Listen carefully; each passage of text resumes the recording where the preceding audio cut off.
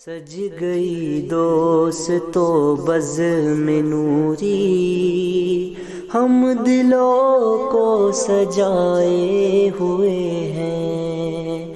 آج موسم آج موسم ہے کتنا سہانا، میرے سرکار آئے ہوئے ہیں۔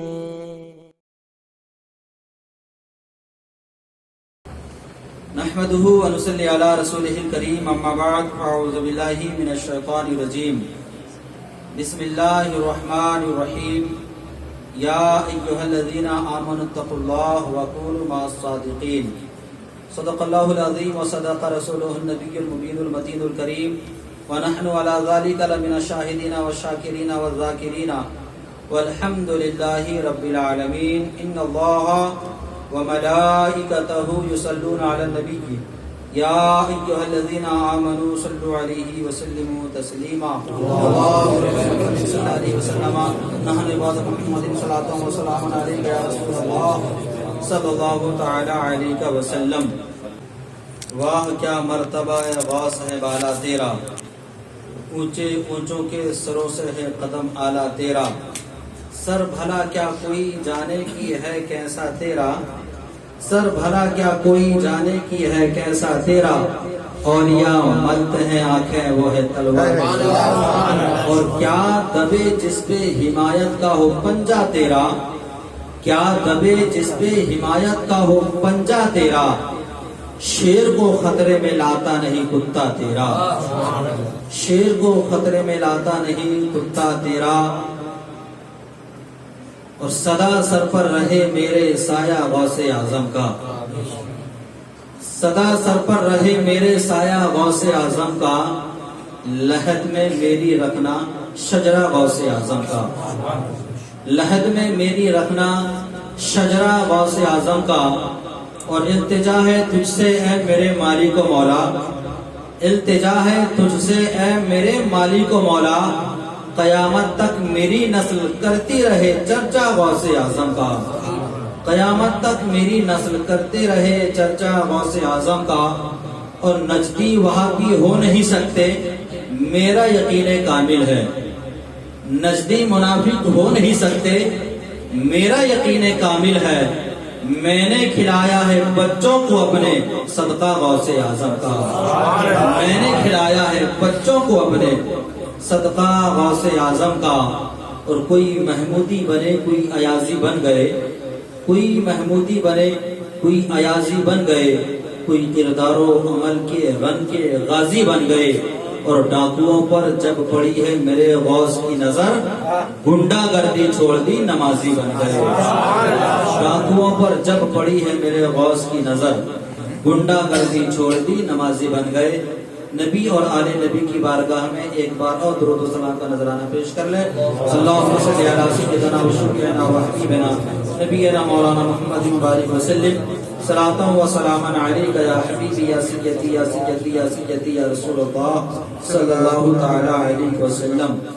یہ 118ویں بزم نوری جناب جبرائیل بھائی کے دولت خانے پر سجی ہوئی ہے۔ یہ مبارکباد کے مستحق ہے کہ آج کی اس ماحول میں انہوں نے اپنے دوست احباب کی کنبے قبیلے والوں کی نہیں، اپنے باپ کی نہیں، بلکہ بغداد کے غوث پاک کی محفل سے، اور یہ جان لیں یہ سمجھ لیں کہ یہ کام فضول نہیں ہو رہا ہے، ہمارا یہاں بیٹھنا، آپ کا اپنے گھروں سے چل کر کے آنا، یہ سب رب کی بارگاہ میں قبول ہونا ہے، اور وہ اس لیے ہونا ہے کہ ہم اور آپ کسی عام شخص کی محفل میں نہیں بیٹھے ہیں، بغداد والے غوث اعظم کی محفل میں بیٹھے ہیں۔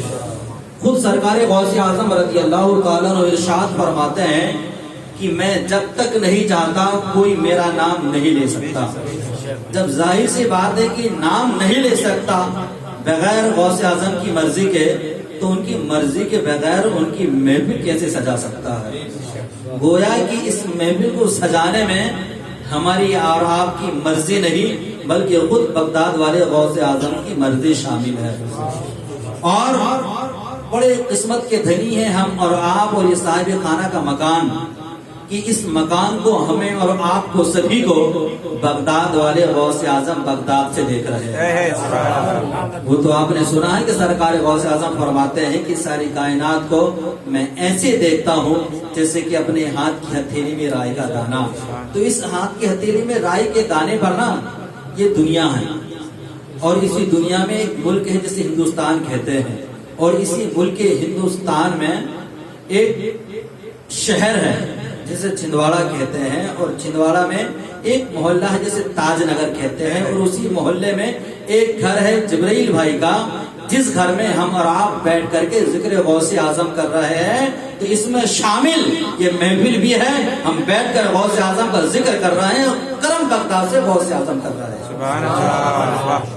یہ اعتماد، یقین، بھروسہ الحمدللہ ہم اہل سنت والجماعت کے لوگوں کا ہے کہ ولیوں کا سردار پیران پیر غلط نہیں کہہ سکتا، جھوٹ نہیں کہہ سکتا، اور جب بغداد والے غوث اعظم جھوٹ نہیں کہہ سکتے نا، تو یہ جان لیں، اعتقاد، یقین، بھروسہ مضبوط کر لیں کہ غوث پاک یقیناً ہمیں آپ کو دیکھ رہے ہیں، اور جب دیکھ رہے ہیں تو ہمارا بیٹھنا بھی قبول، یہ محفل سجانا بھی رب کی بارگاہ میں قبول۔ اب رب کی بارگاہ میں دعا ہے کہ جو دو اولیاء اللہ بزرگان کے دین میں لب گشائی کرنے کا موقع فراہم آپ حضرات نے مجھے عطا کیا ہے، دیا ہے، اللہ رب العزت میری استطاعت کے مطابق کچھ لب گشائی کرنے کے اللہ سچائی کے ساتھ توفیق عطا فرمائے، اور جو سچ، جو حق بات کہی جائے، اللہ پہلے مجھے پھر آپ سبھی کو عمل کی توفیق عطا فرمائے۔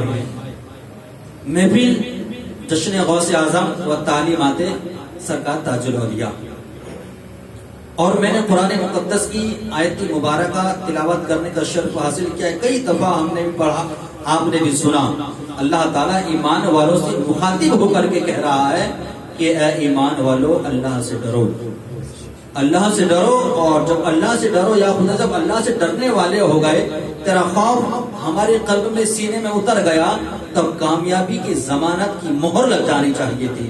لیکن اللہ تعالیٰ آگے بھی ارشاد فرما رہا ہے کہ اے ایمان والو، اللہ سے ڈرو اور سچوں کے ساتھ ہو جاؤ، وَكُونُوا مَعَ الصَّادِقِينَ، کہ سچوں کے ساتھ ہو جاؤ۔ اب جب سچوں کے ساتھ ہونے کا حکم رب تبارک و تعالیٰ نے دیا، تو ہم جب تلاش کرنے نکلے کہ خدا تیرا قرآن کہتا ہے ایمان والوں سے، یعنی کہ ہم سے کہہ رہا ہے کہ اے ایمان والو، اللہ سے ڈرو اور سچوں کے ساتھ ہو جاؤ۔ جب سچوں کو تلاش کرنے ہم نکلے، جب اپنے اسلاف بزرگان دین کی زندگی کا مطالعہ کیے، تو ہماری اور آپ کی ماتیں کی نگاہوں کے سامنے میں صدیق اکبر کی ذات ایسی نظر آتی ہے جو سچے نظر آتے ہیں۔ اب صدیق اکبر کی ذات تو ایسی کہ جن کی صداقت کی ضمانت میرے اور آپ کے آقا علیہ السلام نے خود عطا فرمائی ہے۔ جب ہم زندگی کا مطالعہ کرتے ہیں عمر فاروق اعظم رضی اللہ تعالیٰ عنہ کی، تو صدیق اکبر سچے نظر آتے ہیں، عثمان غنی سچے نظر آتے ہیں، فاتح خیبر زہرا کے شوہر مولا علی سچے نظر آتے ہیں، کربلا کے امام حسین سچے نظر آتے ہیں، ان کے بڑے بھائی آقا حسن سچے نظر آتے ہیں، امام حسین کے شہزادے امام زین العابدین سچے نظر آتے ہیں، اور آپ چلے آگے بڑھتے چلے جائیں، امام جعفر، امام باقر سب سچے نظر آتے ہیں، جن کے نام کی یہ محفل ہے۔ بغداد والے غوث اعظم رضی اللہ تعالیٰ عنہ سراپا سچے نظر آتے ہیں۔ ہم آپ جب دیکھتے ہیں عطا ہندوستان سرکار غریب نواز رحمت اللہ تعالیٰ علیہ کی زندگی کو، تو سرکار غریب نواز رحمت اللہ تعالیٰ علیہ سچے نظر آتے ہیں۔ امام عشق و محبت کنز الکرامت سید سرکار اعلیٰ حضرت سچے نظر آتے ہیں، سرکار مفتی اعظم ہند سچے نظر آتے ہیں، سرکار بانسا سچے نظر آتے ہیں، سرکار ماہرہ سچے نظر آتے ہیں، وارث پاک سچے نظر آتے ہیں، صابر پاک سچے نظر آتے ہیں، شہنشاہ ہفتہ اقلیم تاج الملت والدین بابا تاج الدین سچے نظر آتے ہیں۔ ان اولیاء اللہ بزرگان دین کی سیرت کا جب ہم مطالعہ کرتے ہیں تو ان کی زندگی کی سچائی ایسی ہے کہ انہوں نے سچ کا دامن تھاما، سچ کو ہمیشہ سینے سے لگائے رہے، تو ان کی سچ کی برکت یہ رہی کہ سینکڑوں، ہزاروں، لاکھوں لوگ کلمہ پڑھ کے دائرے اسلام میں داخلہ لیتے چلے گئے۔ اور جب یہ اللہ والے سچے نظر آئے نا، تو گویا کہ اللہ کا قرآن ہم ایمان والوں کو کہہ رہا ہے، اے ایمان والو صدیق اکبر کے ساتھ ہو جاؤ۔ سبحان اللہ۔ اللہ کا قرآن کہہ رہا ہے کہ عمر فاروق اعظم کے ساتھ ہو جاؤ، تو شری آپ کرتے چلے جائیں۔ اللہ کا قرآن کہہ رہا ہے کہ جتنے اولیاء اللہ بزرگان دین ہیں اے ایمان والو ان کے ساتھ ہو جاؤ. اور جب اولیاء اللہ بزرگان دین کے قریب ہم ہوتے ہیں تو ایک ایک بزرگان دین کی تاریخ کا مطالعہ کریں, ان کی سیرت کو جانیں, تو ساری زندگی مکمل ہم اپنی آپ کی کر لیں, لیکن ایک اللہ کے ولی کی زندگی مکمل نہیں کر سکتے. لیکن آج مختصر سے وقت میں ہمیں شہنشاہ تقلیم تاج الملت والدین بابا تاج الدین ناگپوری اولیاء کی زندگی کا مطالعہ کرنا ہے. سرکار تاج الاولیاء شہر کانپی میں تولد ہوئے, پیدا ہوئے. اللہ نے کہا نا کہ اللہ کے دوستوں کے ساتھ ہو جاؤ, تو ہم دوستوں کے قریب جب گئے تو ہمارے قریب کے جو اولیاء اللہ ہیں سرکار تاج الاولیاء, ان کی زندگی نظر آئی. جب ہم ان کی زندگی کا مطالعہ کرنے لگے تو سرکار تاج الاولیاء کی زندگی دیکھے ہم نے بچپنا دیکھا کہ سرکار تاج الاولیاء اس دنیا میں تشریف لائے. 1 سال کی عمر تھی, آپ کے والد کا انتقال ہو گیا. جب 9 سال آپ کی عمر شریف ہوئی تو آپ کے والد کا بھی اور والدہ کا بھی انتقال ہو گیا, اور آپ اپنی نانی کے یہاں پرورش پانے لگے. اور جب پرورش پانے لگے تو ایک دم سے اتنا اونچا مقام شہنشاہ تقلیم تاج الملت والدین بابا تاج الدین ناگپوری اولیاء کو نہیں ملا ہے. شہنشاہ تقلیم بچپنے کے زمانے میں پڑھنے کے لیے مدرسہ گئے. سبحان اللہ. آج دین سے مدارس سے دوری بنائی جا رہی ہے, اور ہم اولیاء اللہ کا نام لے کر کے تصوف اور صوفیہ کا نام دے کر کے علم سے لوگوں کو دور کرنے کی کوشش کی جا رہی ہے. لیکن سرکار تاج الاولیاء کی تعلیمات تو یہ کہہ رہی ہے کہ علم دین حاصل کرنے جاؤ, علم دین پڑھو. خود سرکار تاج الاولیاء سے کہا نہیں کہ پڑھو یا پڑھانے جاؤ یا علم دین سیکھو, بلکہ خود سرکار بابا تاج الدین رحمت اللہ تعالی علیہ علم دین سیکھنے کے لیے گئے. ہم اپنے آپ کو سرکار تاج الاولیاء کا دیوانہ غلام اگر کہتے ہیں, ان کا ماننے والا اپنے آپ کو کہتے ہیں, تو ہم خود سوچیں کہ ہم نے علم دین کتنا سیکھا, ہم نے پڑھائی کتنی کی, کتنی دفعہ کتنی بار مدرسہ گئے. ہم سوچتے ہیں کہ عمر تھوڑی سی زیادہ ہو گئی, اب نہیں پڑھ سکتے, اب کام دھندا بزنس میں پھنس گئے, اب ہم نہیں پڑھ سکتے. لیکن مصطفیٰ جان رحمت صلی اللہ علیہ وسلم کا فرمان کیا ہمیں یاد نہیں؟ حضور علیہ السلام نے ارشاد فرمایا کہ ماں کی گود سے لے کر کے قبر کے آغوش تک علم دین حاصل کرو, سیکھو. گویا کہ انسان کو علم دین سیکھنے کے لیے قید نہیں ہے کہ بچپنے میں پڑھے گا کہ جوانی میں سیکھے گا کہ عمر دراز ہو جائے گا, تب نہیں. آقا کا فرمان یہ ہے کہ ماں کی گود سے لے کر قبر کی آغوش تک علم دین حاصل کرو. اور ہم تھوڑی سی عمر کیا ہوئی, حافظ صاحب کے سامنے جانے میں شرم آتی ہے. مدرسہ جاتے ہوئے لوگ دیکھیں گے تو انہیں بتاؤ بڈھا ہو کر پڑھنے جا رہا ہے, یہ سوچ کر کے اکثر نوجوان علم دین سے دوری اختیار کر لیتے ہیں. لیکن سرکار تاج الاولیاء رحمت اللہ تعالی علیہ اللہ کے ولی ہوتے ہوئے شہنشاہ تقلیم, کتنا اونچا مقام ہے. آپ ملک ہندوستان میں کبھی بھی کہیں بھی کسی بھی خطیب سے, کسی بھی پڑھے لکھے مجمع کے سامنے یہ جملہ استعمال کر شہنشاہ تقلیم, لوگ فوراً سمجھ جاتے ہیں کہ ناگپور کے تاجدار, ناگپور کے بادشاہ کی بات ہو رہی ہے. یہ اتنا اونچا مقام سرکار تاج الاولیاء کو ملا ہے, اللہ تعالیٰ نے عطا کیا ہے. لیکن ویسے ہی نہیں مل گیا کہ یہ لمبے لمبے جھوٹے, لمبے لمبے جھوپے گھپے اور 15 18 انگوٹھی پہن کر کے نکل گئے اور کامیابی مل گئی. نہیں, بلکہ سرکار تاج الاولیاء علم دین حاصل کرنے مدرسہ گئے. بہت بڑے, بہت پکے پختہ حافظ تھے سرکار تاج الاولیاء رحمت اللہ تعالی علیہ. اور علم دین آپ نے اس انداز سے سیکھا, اس انداز سے پڑھا کہ جس طرح سے کہ قرآن اتر رہا ہو ان کے سینے میں, قلب میں, ایک ایک آیت کو سمجھ کر کے ترجمہ اور تفسیر کے ساتھ میں سرکار تاج الاولیاء نے قرآن مقدس کی تعلیم حاصل کی, علم دین سیکھا. اور علم دین سیکھا تو اللہ تبارک و تعالیٰ نے جب ان سے دین کا کام لینا چاہا تو اتنا کام لیا کہ آج جو ناگپور اور اطراف میں جو دین کی بہاریں نظر آتی ہیں, یہ سرکار تاج الاولیاء کی قدموں کی برکتیں ہیں. ہم اور آپ آ جا کر کے کہہ کے, بول کر کے, بتا کر کے تبلیغ کرتے ہیں, لوگوں کو حقائق نیت کی سچائی کی بات پہنچایا کرتے ہیں, لیکن یہ اللہ والوں کی نظریں کام کیا کرتی ہیں. لوگوں کو تبدیل کرنے میں خطیبوں کی, اماموں کی, حافظوں کی, قاریوں کی زندگی ختم ہو جاتی ہے, لیکن لوگ راغب نہیں ہوتے، لوگ کنورٹ نہیں ہوتے، بدلتے نہیں، لیکن اللہ والے کی ایک صحبت، ایک نظر پڑ جائے تو ساری کی ساری زندگی تبدیل ہوتی ہوئی، بدلتی ہوئی نظر آتی ہے۔ اور یہی کام زمینی سطح پر سرکار تاج الاولیاء رحمت اللہ تعالی نے کیا ہے، اب بھی کر رہے ہیں، اور انشاءاللہ صبح قیامت تک کرتے رہیں گے۔ اور اگر آپ یہ کہیں کہ نہیں یہ تو ظاہری زندگی میں تھا، بات وبات کوئی ہے، کوئی مدد نہیں، کوئی بدلاؤ نہیں آتا، اگر ایسا نہیں ہوتا نا تو آج اپنے اور پرائے ہزاروں لاکھوں کروڑوں لوگ حاضری دیتے ہوئے نظر نہیں آتے۔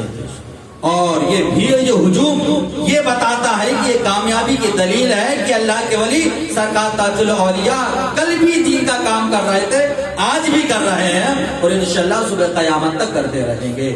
آج بھی کئی لوگ کلمہ پڑھ کر کے ان کی بدولت، ان کی باتیں سن کر، ان کی کرامت سن کر کے دائرہ اسلام میں داخلہ لے رہے ہیں۔ ابھی کچھ سال پہلے جب ہم مدرسے میں پڑھتے تھے امجدیہ میں، ہمارے استاد نے ایک واقعہ بتایا تھا، بھوپال کے کچھ لوگ آ کر کے اور کلمہ پڑھا سرکار تاج الاولیاء کی ابھی کی کرامت سن کر کے، تو پتہ یہ چلتا ہے کہ اللہ کے ولیوں کی جو کرامتیں ہیں یہ دین کا کام کرے جاتی ہیں۔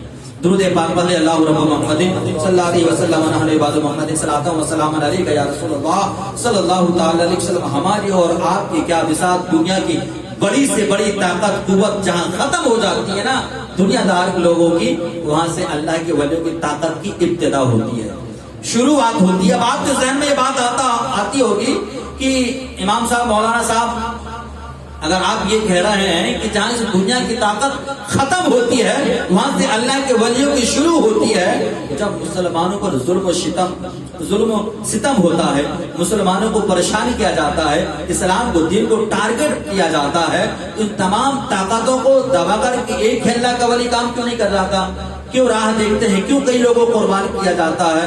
تو پیارے اسلام بھائی، اس کا سیدھا سا جواب یہ ہے کہ ہم اور آپ اس وقت امتحان میں ہوتے ہیں، اور وہ کامیاب ہوتے ہیں، ان کو رب کی جانب سے اجازت نہیں ہوتی، اور ورنہ جب اجازت ہوتی تو دیکھا ہم نے کہ کئی اولیاء اللہ ایسے گزرے ہیں جنہوں نے ایک اللہ کا ولی کھڑا ہوا تو ساری سلطنت، ساری حکومت کو ہلا کر کے رکھ دیا ہے۔ تو اللہ کی ولیوں کی بڑی اونچی شان ہے۔ خود سرکار بابا تاج الدین رحمت اللہ تعالی علیہ کتنی اونچی شان کے مالک، اس چیز کی اس بات سے اندازہ لگائیں کہ ہر ایک ولی کسی نہ کسی نبی کا پرتو ہوتا ہے، ہر ایک کسی نہ کسی نبی کا پرتو ہوتا ہے، جیسے کہ سرکار غوث اعظم رضی اللہ تعالیٰ عنہ حضور پاک صلی اللہ تعالی علیہ وسلم کے پرتو ہے۔ اسی طرح سے سیدنا بابا تاج الدین رحمت اللہ تعالی علیہ حضرت ابراہیم علیہ السلام کے پرتو ہیں۔ بے شمار کرامتیں، اتنی کرامتیں سرکار تاج الاولیاء کی کہ رات ختم ہو جائے کرامتیں ختم نہیں ہوں۔ لیکن ایک مختصر سی بات کہہ کر کے میں آگے گزر جاؤں کہ ادب کا بھی ایک مقام ملے ہمیں، ایک ادب کا، ایک تہذیب کا، کہ ہمیں ایک بڑے کو ایک چھوٹے کو کس طرح سے سمجھنا چاہیے، کس طرح سے پیغام دینا چاہیے۔ سرکار تاج الاولیاء رحمت اللہ تعالی علیہ جب رگھو جی راجا کے یہاں رہتے تھے، چھوٹا تاج باغ شریف میں جہاں گارڈن وغیرہ پارک بن گیا، بہت بڑا محل تھا رگھو جی راجا کا، تو سرکار تاج الاولیاء اس کے یہاں رہتے تھے۔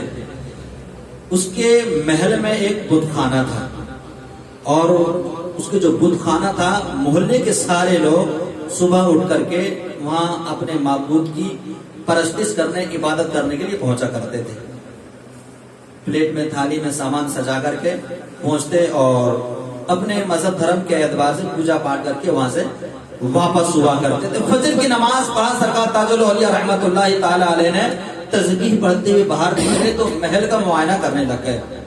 جب محل کا معائنہ کرنے لگ گئے تو کرتے کرتے کرتے اسی کمرے میں پہنچ گئے جہاں بت رکھے ہوئے تھے۔ اس نے دیکھا رگھو جی راجا نے کہ آج ماجرا ہے کیا، بات ہے کیا، کہ بابا جی آج ادھر کیسے چلے گئے؟ کہا کہ مرضی میرے پاس جو کچھ سب ان کا معتقد تھا، بھروسے مند تھا، ماننے والا تھا بہت زیادہ، تو کہا کہ جاتے ہیں، جانے دیں۔ سرکار تاج الاولیاء اندر داخل ہوئے تو کیا دیکھتے ہیں کہ بڑی بڑی مورتیاں رکھی ہوئی ہیں، طرح طرح کی غذائیں رکھی ہوئی ہیں۔ سرکار تاج الاولیاء آئے، ان سے گفتگو بات چیت کرنا چاہے اور ان سے کہا کہ کھاتے کیوں نہیں اتنی لذیذ پیاری پیاری غذائیں رکھی ہیں، کھاؤ، لیکن وہ بیجان کیا کھاتے کیا بولتے کوئی جواب نہیں ملا. تو وہاں حضرت ابراہیم علیہ الصلوۃ والسلام نے بسولے سے یا ہتھوڑے سے یا بھالے سے گھوڑا توڑا تھا. سرکار تاج الاولیاء رحمت اللہ تعالی علیہ قریب جا کر کے اور جمع کر کے دو چار کو توڑ ڈالے. کوئی اوندھا، کوئی چتا، کوئی کسی کا کچھ حصہ ٹوٹا، کسی کا کچھ حصہ ٹوٹا، کوئی جواب نہیں آیا. تو مدراسی بھاشا میں اپنی بات چیت کرتے ہوئے آپ اس بت خانے سے باہر نکل گئے. سرکار تاج الاولیاء جب باہر نکلے تو دو چار لوگ تھالی سجائے ہوئے آ رہے تھے. جب آ رہے تھے تو دروازے کے اندر جیسے ہی داخل ہوئے تو دیکھا کہ برا حال ہے ہمارے معبودوں کا. تو سمجھ گئے کہ یہ نکلا ہے جسے ساری دنیا پاگل کہتی ہے اور رگھو جی راجہ اسے اچھا انسان سمجھتا ہے. ہمارے بھگوانوں کے ساتھ، دیوتاؤں کے ساتھ اسی نے یہ برتاؤ کیا. لوگ سرکار تاج الاولیاء رحمت اللہ تعالی علیہ کے جان کے دشمن ہو گئے. سرکار تاج الاولیاء رحمت اللہ تعالی علیہ جو برا بھلا کہنے لگے، ان کو مارنے کے لیے آمادہ ہو گئے. تو اپنی قریب رگھو جی راجا نے سرکار تاج الاولیاء کو کر لیا اور لوگوں سے سوال کیا کہ پوچھا یہ کسی کا کچھ بگاڑتے نہیں، کسی کا کوئی نقصان پہنچاتے نہیں، آخر کیا وجہ ہے کہ تم لوگ ان کی جان کے دشمن ہو گئے، ان کو اتنا برا بھلا کہہ رہے ہو؟ تو لوگوں نے بتایا کہ دراصل بات یہ ہے کہ ہمارے معبودوں کی انہوں نے بری حالت کر دی ہے. رگھو جی راجا نے جا کر کے دیکھا تو سب ٹوٹے پھوٹے پڑے ہوئے ہیں. جب ٹوٹے پھوٹے پڑے ہوئے ہیں تو اب جو معتقد ان کے گھر میں مہمان سرکار تاج الاولیاء، ان کی عظمت کو ہی بچانا ضروری اور اپنے دھرم کے جو لوگ ہیں ان کا بھی اعتماد، یقین، بھروسہ برقرار رکھنا ضروری. جو بڑے لوگ ہوتے ہیں بڑی سوچ کے بڑے طریقے سے سوچتے ہیں، فیصلہ کرتے ہیں. تو لوگوں سے کہا کہ یہ بات آگے پھیلے گی تو اور بھی جائے گی، ابھی تم کو سمجھا دوں گا اور بھی لوگ آئیں، کس کو سمجھاتا رہوں گا. کہا کہ جتنے لوگ محلے پڑوس کے ہیں ان سب کو بلوا لو اور بیٹھ کر کے بات کر لی جائے، فیصلہ کر لیا جائے. سارے لوگوں کو جمع کر لیا گیا، اکٹھا کر لیا گیا. اور اکٹھا کرنے کے بعد ایک طرف سرکار تاج الاولیاء بیٹھے ہیں اور لوگ باغ بیٹھے ہوئے ہیں، راجہ بیٹھا ہوا ہے. جب راجہ بیٹھا ہوا ہے تو پہلے تو ساری بات سے لوگوں کو آشنائی کرائی گئی کہ یہ بیٹھک بٹھانے کا مقصد کیا ہے، مسئلہ کیا ہے.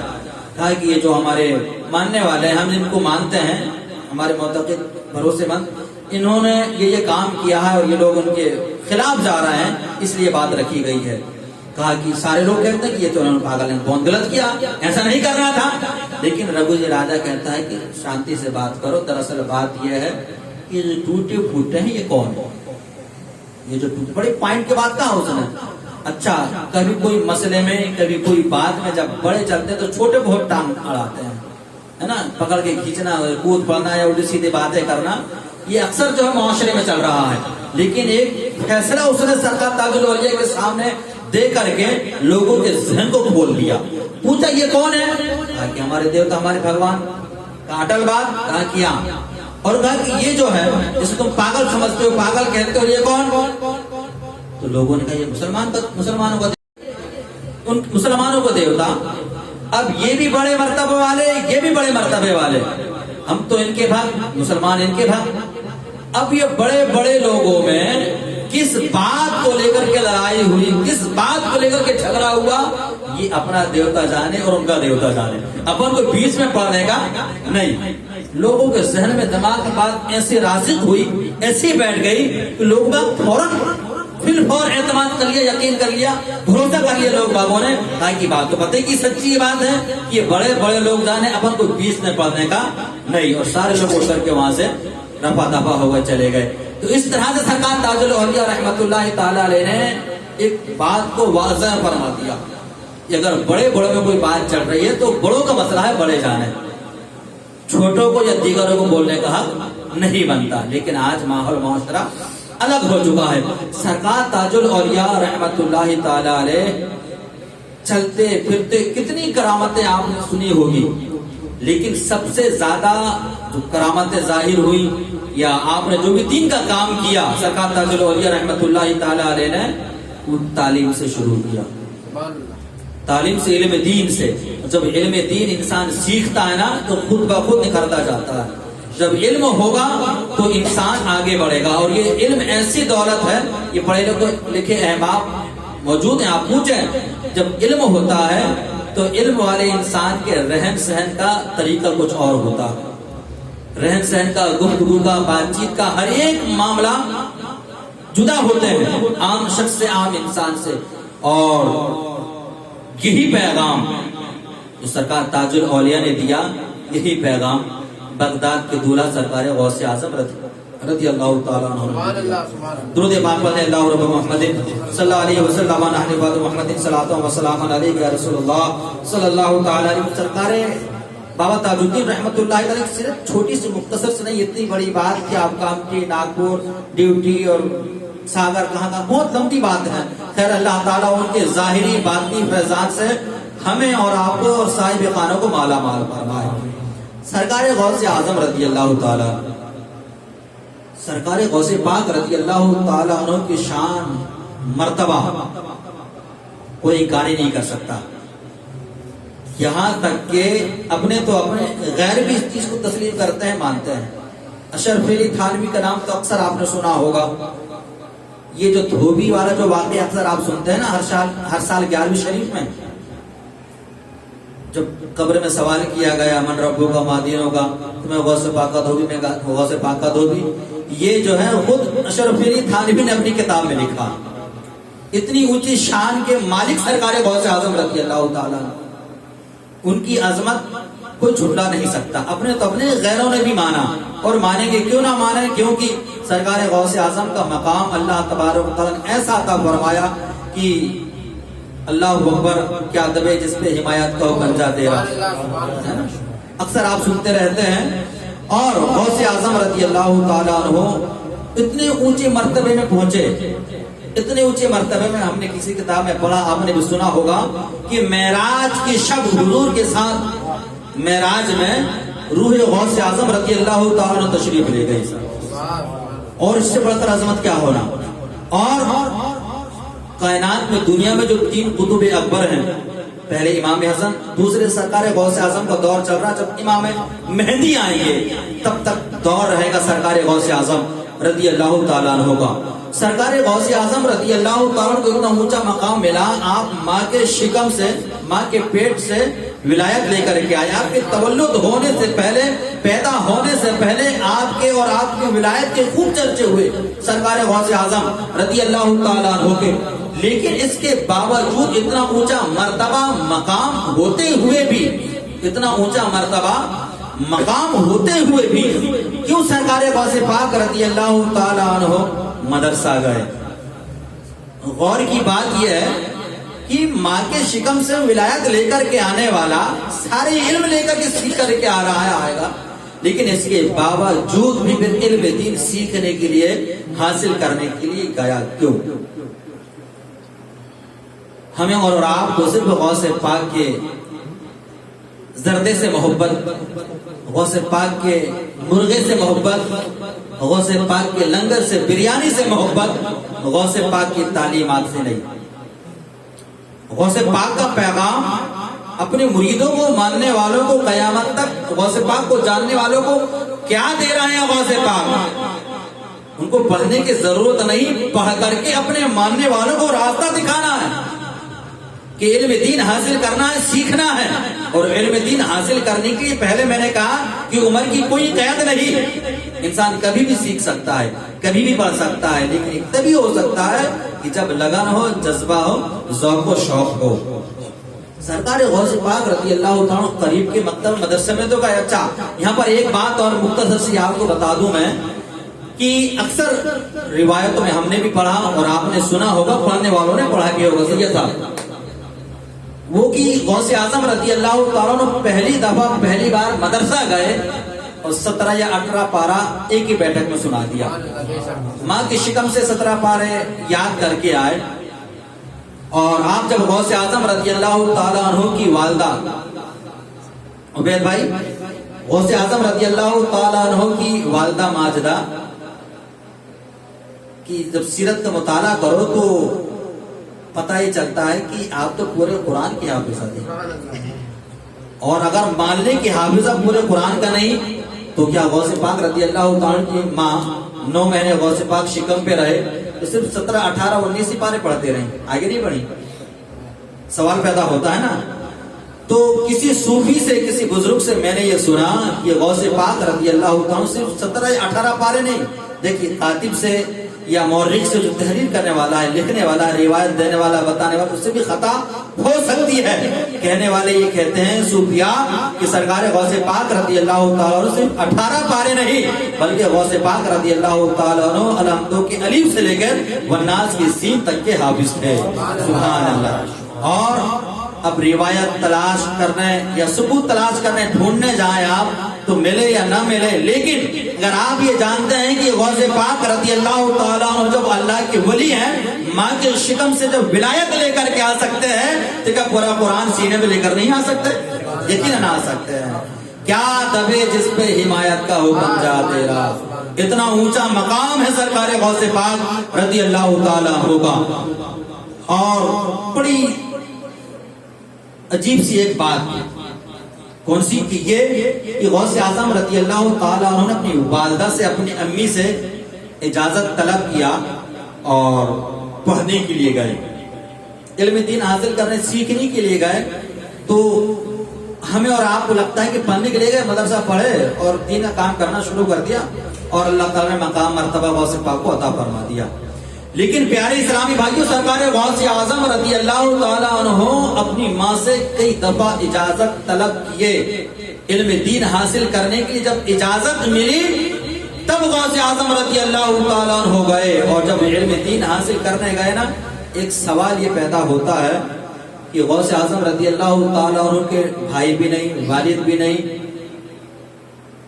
آپ اکیلے گھر میں اور آپ کی ضعیفہ ماں، آپ اپنی ماں سے کس کام کے لیے گئے؟ علم دین حاصل کرنے کی اجازت لے کر کے گئے. علم دین حاصل کرنا کتنا اہم ہے، کتنا ضروری ہے، یہ غوث پاک رضی اللہ تعالیٰ عنہ اپنے ماننے والوں کو بتا رہے ہیں کہ علم دین حاصل کرنا، سیکھنا بہت زیادہ ضروری ہے. یہاں تک کہ اپنی والدہ، اپنی ماں جن کی خدمت کرنا غوث اعظم رضی اللہ تعالیٰ عنہ نے اپنا ذمہ بنا لیا تھا، لیکن جب علم دین کی طرف اور اپنے ماننے والوں کو پیغام دینا رہا تو غوث اعظم اپنی ماں سے، والدہ سے اجازت لے کر کے علم دین حاصل کرنے کے لیے نکل پڑے، چلے گئے اور علم دین حاصل کرا، سیکھا غوث پاک نے. تو ہر اہل سنت والجماعت کے افراد کا یہ فریضہ ہے، یہ ذمہ داری ہے کہ اگر ہم غوث اعظم رضی اللہ تعالیٰ عنہ کے ماننے والے ہیں تو ہمیں بھی غوث اعظم کے نقش قدم پر چلتے ہوئے علم دین حاصل کرنا چاہیے، علم دین سیکھنا چاہیے. اور سب سے بڑے تعجب کی بات یہ کہ آج ہمارے دور میں سب کچھ سویدھا ہے، سادھن ہے. ایک سوال یہ میرے ذہن میں بھی آیا، شاید آپ کے بھی ذہن میں کبھی آیا ہو یا نہ آیا ہو.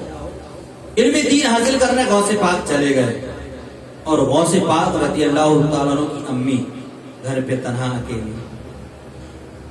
تو لائف میں، زندگی میں پھر غوث پاک رضی اللہ تعالیٰ عنہ کبھی اپنی امی سے ملے کہ نہیں ملے. غوث پاک تو چلے گئے بغداد، لیکن لائف میں آگے چل کے غوث پاک اپنی امی سے کبھی ملے کہ نہیں ملے. تو پیارے اسلامی بھائیو، سیرتوں کا اچھے سے مطالعہ کریں، کتابوں کا، تو پتہ یہ چلے گا کہ غوث پاک رضی اللہ تعالیٰ عنہ اپنی ماں کی زیارت کے لیے تڑپتے رہے، ماں اپنے بیٹے کو دیکھنے کے لیے بے چین رہی، لیکن ساری زندگی، ساری عمر علم دین حاصل کرنے جب گئے غوث پاک، اس کے بعد سے اپنی امی سے کبھی نہیں ملے. کیا تڑپ رہی ہوگی غوث پاک کی کہ میری ماں ضعیفہ ہے، بوڑھی ہے، مجھے اس کی خدمت کرنا ہے، لیکن علم دین بھی سیکھنا ہے، حاصل کرنا ہے. علم دین کی خاطر ماں کے قریب غوث اعظم نہیں گئے. اور وہ ماں، غوث پاک تو خیر جوان ہو گئے، غوث پاک نہیں آئے. لیکن سوال یہ پیدا ہوتا ہے کیا ماں بھی کبھی اپنے بیٹے عبد القادر سے ملنے نہیں گئی؟ ہاں، یہ بات بھی سچ ہے کہ جس طرح سے غوث پاک ماں کے پاس نہیں آئے، ماں بھی غوث پاک کے پاس نہیں گئی ان سے ملنے یا ان کو دیکھنے. ماں کافرے والوں کے ساتھ، جانے والوں کے ساتھ، تاجروں کے ساتھ چاہتی تو جا سکتی تھی، جب جا سکتی تھی تو گئی کیوں نہیں جانے کی وجہ ایک ہی تھی کہ آپ کے ساتھ سفر میں جانے کے لیے کوئی محرم نہیں تھا. پردے کا اتنا خیال، وہ سنے نا آپ نے سیب والا واقعہ، پردے کا اتنا خیال، جن کو کہانی لنگڑی کوبی کہا گیا، اتنا پردے کا خیال کہ بیٹے سے اتنی محبت ہوتے ہوئے بھی آپ جو ہے نہیں گئی۔ اس بات سے اندازہ لگائیں، سوچیں کہ یہ جو مرتبہ، یہ مقام اللہ تعالیٰ نے عطا کیا ہے علم دین حاصل کر کے غوث اعظم رضی اللہ تعالیٰ عنہ کو، اور جو اونچا مقام مرتبہ جو ملا ہے ایسے ہی نہیں مل گیا۔ ہمیں اور آپ کو بھی چاہیے کہ جب غوث اعظم رضی اللہ تعالیٰ سے محبت کرتے ہیں، ان کی محفل سجاتے ہیں، جس طرح بھی ہو سکے، جس ذرائع سے بھی ہو سکے علم دین حاصل کرنا چاہیے، جو غوث پاک کی تعلیم بھی ہمیں بتاتی ہے اور سرکار تاج الاولیاء کی تعلیم بھی بتاتی ہے کہ علم دین حاصل کرو، علم دین سیکھو گے تو اچھے ہوگے، علم دین حاصل کرنے والے بن جاؤ گے، علم دین پڑھنے والے رہو گے تو کامیاب بھی رہو گے۔ درود پاک پڑھیں، اللہ رب محمد صلی اللہ علیہ وسلم نحن عباد محمد صلاۃ و سلام علیک یا رسول اللہ صلی اللہ تعالی علیہ وسلم۔ چاہے علم دین اتنا سیکھا، اتنا پڑھا، میرے غوث اعظم دستگیر رضی اللہ تعالیٰ عنہ نے کہ پھر کبھی جھک کر کے پلٹ کر کے نہیں دیکھا، یہاں تک کہ بڑے بڑے وقت کے علامات الدہر، بڑے بڑے مفتی، بڑے بڑے فقیہ غوث اعظم رضی اللہ تعالیٰ عنہ کی بارگاہ میں زانوِ ادب طے کرتے نظر آئے۔ بغداد شہر میں غوث اعظم نے علم دین حاصل کرا، سیکھا، وہ اپنی جگہ مقام کی مصیبت و پریشانی کے ساتھ میں علم دین حاصل کیا۔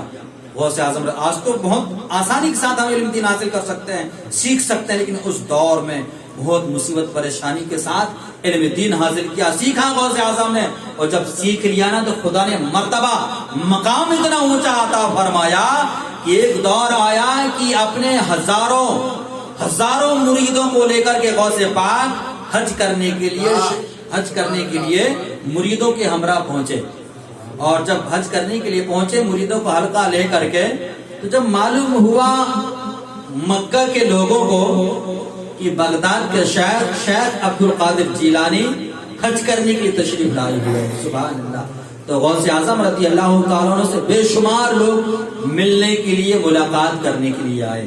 جب ملنے کے لیے آئے، ملاقات کرنے کے لیے آئے، ملاقات ہوتی رہی، گفتگو ہوتی رہی، بات چیت ہوتی رہی، تو انہی آنے والوں میں کچھ حافظ بھی تھے، کچھ قاری بھی تھے، کچھ عالم بھی تھے، کچھ مفتی بھی تھے، کچھ فقیہ بھی تھے، کچھ مدبر بھی تھے، بڑے بڑے عہدے کے مالکان آئے غوث اعظم سے ملنے کے لیے، ملاقات کرنے کے لیے۔ اتفاق کا یہ کہ مفتی مکہ، پورے عرب کے جو سب سے بڑے مفتی تھے اس دور کے، اس وقت کے مفتی مکہ بھی سرکار غوث اعظم رضی اللہ تعالیٰ عنہ سے ملنے آئے، سبحان اللہ۔ غوث اعظم رضی اللہ تعالیٰ عنہ سے ملنے کے لیے، ملاقات کرنے کے لیے مفتی مکہ آئے۔ جب مفتی مکہ آئے تو کچھ گفتگو ہوئی، کچھ بات چیت ہوئی۔ سرکار غوث اعظم رضی اللہ تعالیٰ عنہ فرماتے ہیں کہ مفتی مکہ نے بہت سارے سوال مجھ سے کیے۔ غوث پاک فرماتے ہیں کہ الحمدللہ میں عبد القادر جیلانی نے مصطفیٰ کے صدقے مفتی مکہ کے سارے سوالوں کے جواب عطا فرما دیے، سبحان اللہ۔ بہت اچھی بات، اللہ تعالیٰ نے ہمارے غوث کو اتنا اونچا مقام عطا فرمایا، اتنا علم عطا فرمایا کہ مفتی مکہ سوال کر رہے ہیں اور ہمارے اور آپ کے پیرانے پیر روشن ضمیر جواب عطا فرما رہے ہیں۔ لیکن آگے غوث پاک رضی اللہ تعالیٰ عنہ فرماتے ہیں کہ میں نے تو سارے سوالوں کے جواب دے دیا، لیکن مفتی مکہ سے میں نے ایک سوال کیا، اس کا جواب مفتی مکہ نہ دے پائے۔ میں نے سارے سوالوں کے جواب دے دیا، لیکن مفتی مکہ میرے ایک سوال کا جواب نہ دے پائے۔ ایسا کون سا سوال بغداد کی دولہا نے کر لیا مفتی مکہ سے جو جواب نہ دے پائے؟ تو پیاری اسلامی بھائیوں، وہ سوال کیا تھا؟ سوال یہ تھا کہ مفتی مکہ نے سرکار غوث اعظم رضی اللہ تعالیٰ عنہ سے سوال یہ کیا، اے شیخ عبد القادر جیلانی رضی اللہ تعالیٰ عنہ، یہ بتائیں آپ کہ اللہ کے نبی علیہ السلام جب ظاہری حیات زندگی میں تھے، لوگوں کے درمیان، صحابہ کرام کے درمیان چلتے پھرتے، تو حضور علیہ السلام اگر ہاتھ دھوتے، وضو فرماتے، تو صحابہ کرام اتنا ادب کرتے کہ اس پانی کو اپنے چلوں میں جھیل لیا کرتے، کبھی پیتے، کبھی جس پر مس کیا کرتے، ملا کرتے تھے۔ لیکن جب ظاہری زندگی سے میرے اور آپ کے آقا علیہ السلام نے انتقال فرمایا، پردہ فرمایا، اس دنیا سے رخصت ہوئے، اور جس پانی مقدس سے نبی آخر الزمان علیہ السلام کو غسل دیا گیا، میرے اور آپ کے نبی کے جسم سے جو پانی مس ہوا، وہ پانی کیا ہوا؟ وہ پانی کہاں گیا؟ تو اس کا جواب مفتی مکہ نہ دے پائے۔ سرکار غوث پاک رضی اللہ تعالیٰ عنہ کہتے ہیں کہ میں نے مفتی مکہ سے کہا، یا مفتی مکہ نے مہلت مانگی کہ اے شیخ عبد القادر جیلانی مجھے ایک دن کی مہلت دیں، میں کتابوں کا مطالعہ کر کے اور پھر کل انشاءاللہ تعالیٰ آپ کو اس کا جواب عطا فرماؤں گا۔ سرکار غوث پاک رضی اللہ تعالیٰ نے کہتے ہیں کہ آپ کے جتنے معاونین، مددگار، آپ کے دوست احباب عالم دین ہیں، ان سے بھی رابطہ کر لیں اور کتابوں کا بھی مطالعہ کر لیں، اور پھر کل اسی وقت یہیں پر آ کر کے، اسی محفل میں آ کر کے مجھے جواب عطا کریں۔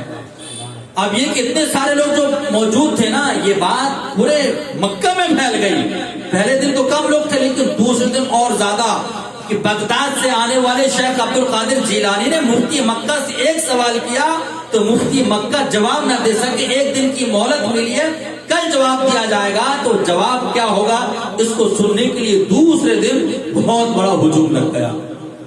اور جب ہجوم لگ گیا، سارے لوگ جمع ہو گئے، دوسرے دن گفتگو چل رہی، بات چیت چل رہی ادھر ادھر کی، غوث اعظم دوسرے ٹاپک میں بات کر رہے ہیں اور مفتی مکہ یہ چاہ رہے ہیں کہ کب عبد القادر مجھ سے سوال کریں تو میں جواب عطا فرما دوں۔ سبحان اللہ، وہ چاہ رہے ہیں کہ سوال کریں، لیکن غوث پاک نہیں کر رہے ہیں اس ٹاپک میں گفتگو۔ تھوڑی دیر کے بعد مفتی مکہ خود کہتے ہیں، اے شیخ عبد القادر جیلانی، کل جو آپ نے سوال کیا تھا، سوال جو آپ نے کیا تھا کہ آپ کو اس کے جواب کی طلب نہیں ہے، آپ جواب نہیں چاہیے، تو غوث پاک رضی اللہ تعالیٰ عنہ کہتے ہیں، اے مفتی مکہ، کیا اس سوال کا جواب تمہیں مل گیا؟ کہتے ہیں کہ ہاں الحمدللہ مل گیا، ہاں الحمدللہ مل گیا۔ کہا کہ کیسے ملا؟ کسی دوست نے بتایا؟ کہا کہ نہیں۔ کسی حافظ نے بتایا؟ نہیں۔ کسی قاری نے بتایا؟ نہیں۔ کسی عالم نے بتایا؟ نہیں۔ کسی مفتی نے بتایا؟ نہیں۔ کسی کتاب کا مطالعہ کیا؟ کہا کہ نہیں۔ تو پھر کہا تمہیں یہ جواب ملا کہاں سے؟ جواب تمہارے پاس آیا کہاں سے جو تم جواب دینے کے لیے تیار ہو گئے؟ تو مفتی مکہ کہتے ہیں کہ میں یہاں سے گیا، جانے کے بعد اپنے کچھ احبابوں سے رابطہ کیا، نہ ملا جواب، لائبریری پر گیا اور لائبریری پر جانے کے بعد کتابوں کا مطالعہ کرنے لگا۔ جب کتابوں کا مطالعہ کرنے لگا، کتابوں کا مطالعہ کرتے کرتے کرتے میں تلاش کر رہا تھا، تھکن ہو گئی اور نیند کا غلبہ ہوا، مجھے نیند آ گئی، میں سو گیا۔ کہا کہ سو گئے، پھر کیا ہوا؟ کہا کہ پھر میں جب سو گیا، نیند لگ گئی، تو قسمت بیدار ہوئی، خواب میں حضور تشریف لائے۔ سبحان اللہ، حضور تشریف لائے اور کہا کہ آپ نے جو سوال کیے تھے نا، میرے اس سوال کا جواب حضور علیہ الصلوۃ والسلام نے عطا فرمایا۔ سبحان اللہ۔ کہا کہ حضور نے عطا فرمایا؟ کہا کہ ہاں۔ کہا کہ جو سوال تھا اس کا جواب حضور نے عطا فرمایا۔ تو غوث پاک رضی اللہ تعالیٰ کہتے ہیں کہ حضور نے عطا فرمایا کہ کسی اور نے عطا فرمایا؟ کہا کہ ہاں، مجھے نبی علیہ الصلوۃ والسلام نے جواب عطا فرمایا۔ کہا کہ حضور نے عطا فرمایا یا کسی اور نے عطا فرمایا؟ مفتی مکہ پھر کہتے ہیں کہ مجھے حضور نے عطا فرمایا۔ غوث اعظم رضی اللہ تعالیٰ تیز آواز میں کہتے ہیں کہ یہ بتاؤ کہ یہ جواب تمہیں حضور علیہ الصلوۃ والسلام نے بتایا یا حضور کے ساتھ کوئی بزرگ آئے تھے انہوں نے بتایا؟ کہا کہ ہاں انہوں نے بتایا۔ جب مفتی مکہ نے کہا کہ ہاں انہوں نے بتایا، تو کہا کہ اے عبد القادر، آپ کو کیسے معلوم؟ آپ کو کیسے معلوم؟ جبکہ یہ خواب، یہ بات میں نے نہ اپنے کسی احباب سے، ساتھی سے، دوست سے کیا، نہ ہی تو اپنے شریک حیات سے، نہ بیوی بچوں سے، کسی سے نہیں کیا۔ آپ کو کیسے معلوم کہ میرے خواب میں آ کر کے حضور نے، اور حضور کے ساتھ جو حضور کے نوکر خادم غلام تھے جن کا چہرہ مجھے صاف نظر نہیں آ رہا تھا، حضور علیہ الصلوۃ والسلام کے چہرے کی نورانیت اور چمک دمک کی وجہ سے ان کے سائیڈ میں ساتھ میں جو خادم غلام تھے ان کا چہرہ مجھے نظر نہیں آ رہا تھا۔ انہوں نے جواب دیا، کیونکہ حضور نے کہا تھا، سوال کیا تھا، پوچھا تھا مفتی مکہ پریشان کیوں ہو؟ پریشانی کی وجہ کیا ہے؟ تو میں نے کہا کہ آپ کے بیٹے عبد القادر نے ایسا سوال کیا ہے کہ کسی عالم کے پاس اس کا جواب نہیں، کسی کتاب میں جواب نہیں، اس لیے پریشان ہوں۔ میں نے حضور کی عدالت میں جب آپ کا سوال رکھا تو حضور نے فرمایا کہ یہ میرے ساتھ جو میرا خادم آیا ہوا ہے تمہارے اس سوال کا جواب میرا خادم دے دے گا. سبحان اللہ. تو کہا کہ یہ تو یہ خواب کی بات کسی کا ذکر میں نے نہیں کیا, آپ کو کیسے معلوم؟ تو جن غوث اعظم رضی اللہ تعالیٰ عنہ کے ہم 11ویں مناتے ہیں, جن کی بزم میں ہم شرکت کی سعادتیں حاصل کر رہے ہیں, وہ غوث پاک رضی اللہ تعالیٰ عنہ فرماتے ہیں کہ اے مفتی مکہ, حضور کے ساتھ خواب میں آ کر کے تیرے سوال کا جواب دینے والا کوئی اور نہیں, عبد القادر ہی تو تھا. سبحان اللہ, میں ہی تو تھا, میں ہی نے تو جواب دیا ہے. مفتی مکہ دنگ رہ گئے, کہا کہ عبد القادر سوال بھی آپ نے کیا اور جواب بھی آپ نے عطا فرما دیا. اب مفتی مکہ نے جو بتایا اور غوث پاک رضی اللہ عنہ جو خواب میں جواب دیا تھا, کتنا پیارا جواب کہ ہم جب مسجد میں جائیں اپنی قسمت پر ناز کریں, مسجد میں ہم جھاڑو لگائیں, ہے نا, مسجد میں جھاڑو لگائیں, مسجد کے دیواروں کے بوسے لیں ہم, تب بھی اس کا حق ادا نہیں کر سکتے ہم. اور آپ ہم جب زندگیوں کو اپنے اسلاف بزرگان جن کی زندگیوں کو مطالعہ کرتے ہیں تو پتہ چلتا ہے کہ بڑے بڑے بادشاہ ایسے گزرے ہیں جو تہجد کے وقت مسجد میں جاتے اور مسجد میں جھاڑو لگایا کرتے تھے, مسجد کی صاف صفائی کا خیال کیا کرتے تھے. آج ہم اور آپ بھی مسجد جاتے ہیں, لیکن اگر کہیں کچھ کچرا یا کوئی بھی کمی بیشی نظر آئی تو ہم صاف کرنے کے بجائے کہاں گئے امام صاحب, کہاں گئے مؤذن صاحب, یہ اکثر ہوتا ہے. لیکن مسجد کا حق تو یہ ہے کہ ہم بھی تو مومن ہیں, ہم بھی تو مسلمان ہیں, ہم بھی تو صاف صفائی کر سکتے ہیں. مسجد کا مرتبہ مقام اللہ تعالیٰ نے اتنا اونچا کیا کہ ہم اپنے دامن سے مسجد کو پہنچے, مسجد کی ایک ایک دیوار سکتے. اور جواب کیا دیا تھا سرکار غوث پاک رضی اللہ تعالیٰ عنہ نے کہ جب حضور علیہ السلام کے جسد مبارک کو غسل دیا گیا اور جو پانی آپ کے جسم سے مس ہو کر کے زمین پہ گر رہا تھا, رب تبارک و تعالیٰ کے حکم سے فرشتوں نے اسے اپنے پروں پر لے لیا اور لینے کے بعد اس کو آسمان پر پھیلا دیا. سبحان اللہ. اس کے بعد رب تبارک و تعالیٰ نے اس پانی کو برسنے کا حکم دیا, اور جب بارش ہوتی ہے تو کوئی بارش کی بوندیں زیادہ ٹپکتی ہیں, کوئی کم ٹپکتی ہیں, کوئی پہلے گرتی ہیں, کوئی درمیان میں, کوئی آخر میں گرتی ہیں. تو اسی طرح سے وہ بادل پہ پانی کو پہنچا دیا گیا, اور جب رب تبارک و تعالیٰ نے اس بارش کو, اس پانی کو برسنے کا حکم دیا, جہاں جہاں وہ پانی کے قطرہ ٹپکے اللہ تبارک و تعالیٰ نے اس جگہ پر مسجدیں بنوا دی ہیں, اور جو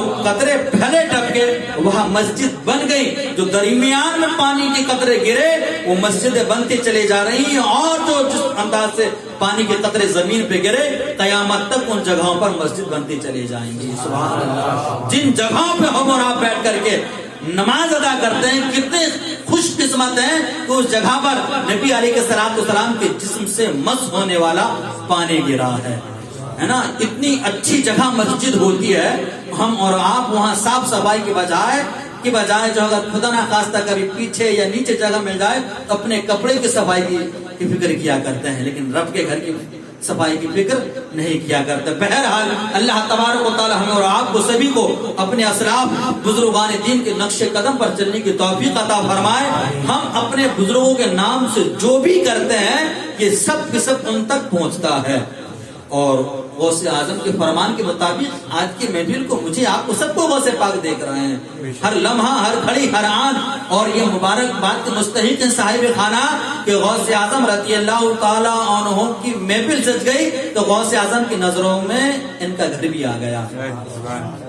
اور یہ بزم نوری کے تمام ذمہ داران, ان کی کاوش کو بھی غوث اعظم رضی اللہ تعالیٰ عنہ قبول فرما لیے. بغداد سے ملاحظہ فرما کر کے دیکھ کر کے اللہ تعالیٰ آج کس محفل و نور کو اپنی بارگاہ میں قبول فرمائے, اور آج کس مختصر سے گفتگو میں مجھ گناہگار سے کسی بھی قسم کی کوئی لغزش خامی جانے انجانے میں ہو گئی ہو تو استغفر اللہ ربی من کل ذنب و اتوب الیہ. کلمہ طیب لا الہ الا اللہ محمد رسول اللہ صلی اللہ تعالی علیہ وسلم. وآخر دعوانا الحمد للہ رب العالمین. السلام علیکم ورحمۃ اللہ وبرکاتہ.